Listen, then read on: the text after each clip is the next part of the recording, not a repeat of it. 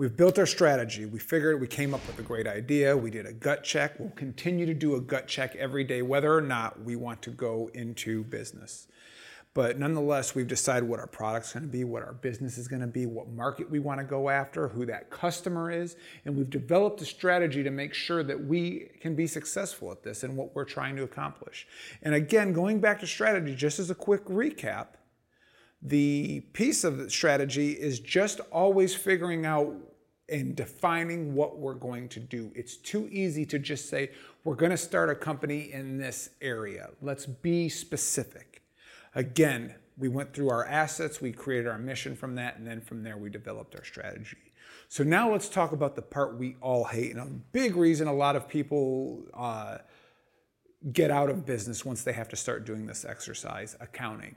The thought going into this is I'm going to put a little bit of money in and then people are just going to start pouring money over my head and I'm going to automatically be rich overnight. And really our whole country is built on that philosophy and there's so many success stories.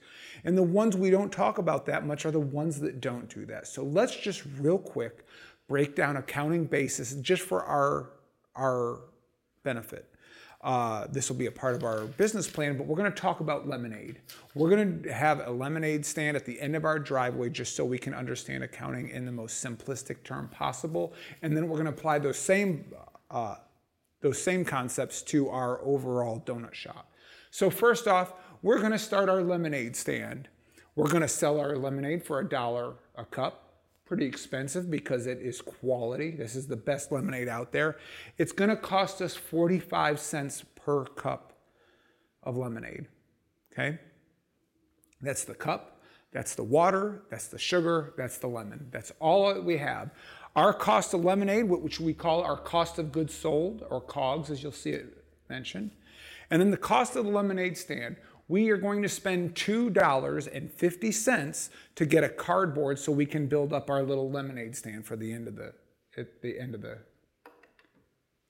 table. So from there, we know what we're selling it for, we know what the costs are, and we know what we got to spend to build our shop, right?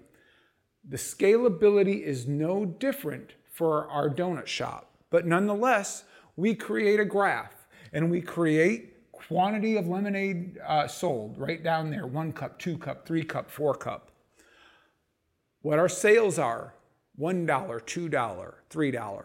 And from there we do just a little bit of plotting the information. If we sell 1 cup of lemonade for $1, we make $1. If we sell 2 cups, we make $2, 3, 4, 4, so forth and so on. We plot that on our chart and we can see that this is what our total sales look like, right? And as we talk about forecasting sales and where we're going later on, we see all these graphs where, oh, I lose money for the first few months and then there's a hockey stick and I make tons of money right off the bat. But for our lemonade stand, we think we could hopefully by the end of the day get 8 cups of lemonade sold, right?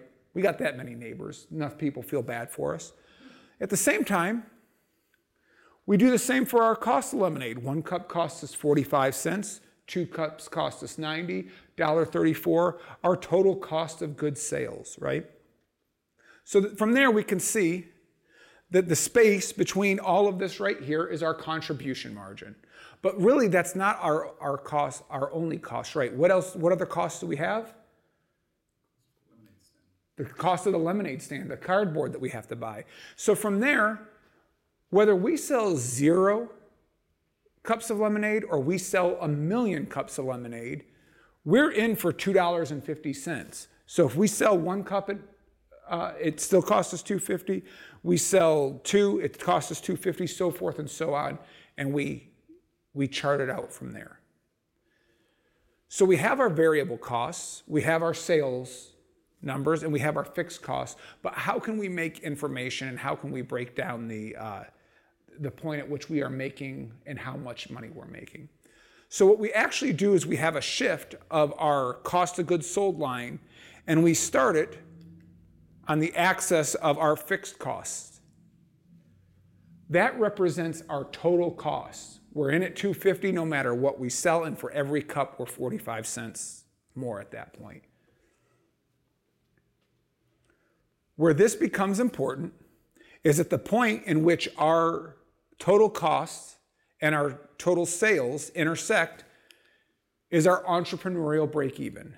That is when we begin to make money. That is when we get the money that we've put into the company and continue to make sales, that we are at that point profitable.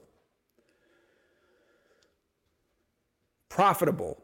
Sales price of $1, cost of goods sold for 45 cents, our gross margin at 55 cents. We make 55 cents. The one reason I wanted to point this out is if we were to chart our gross margin, at 1 cup we make 55 cents and at 2 we make $1.10, you will also see at the point where our gross margin intersects our fixed costs is where we become profitable. Okay? So if we can sell and it ends up being right around 4 cups of lemonade, we will be profitable at that point. But please note, we will not be break even. We have not incurred all of our costs at that point.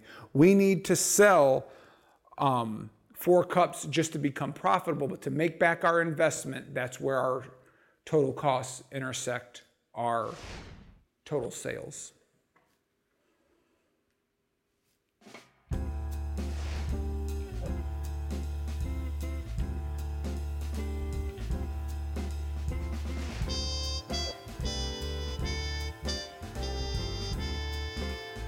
Thanks for watching. Make sure to subscribe to our YouTube channel at youtube.com/Nexagy Education or visit CasmerWard.com to catch up on previous episodes.